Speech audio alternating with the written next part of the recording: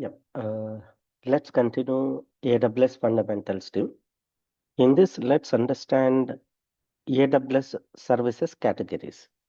Let me open AWS Cloud, uh, AWS Cloud Management Consulting. So this web user interface, we call it as AWS Management Console. In this, you can see these dots. Click on top of AWS Management Console, left side. You can see dots. Click on dots. Here you can see different categories. You can see different categories.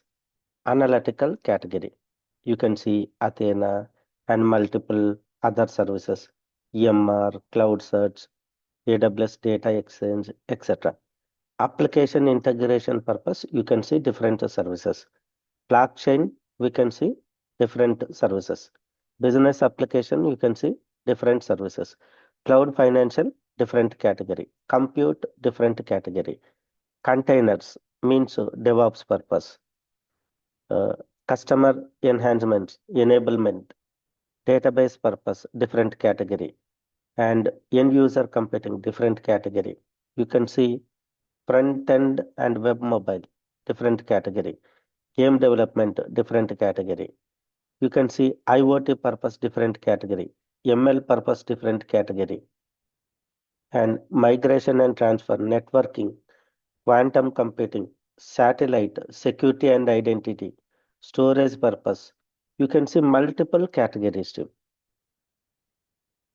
So AWS divided services into different categories.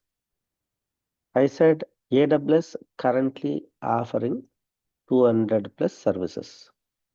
200 plus services. All these services divided into multiple categories, like compute purpose means creating virtual machines and serverless computing, etc. So for all those purpose, there are multiple services. Storage purpose, sorry, uh, that is separate category. Compute is separate category. Storage purpose, database purpose, networking purpose, security purpose, analytical purpose, AI and machine learning purpose, DevOps purpose. They created different categories. Again, each category contain different services. Okay.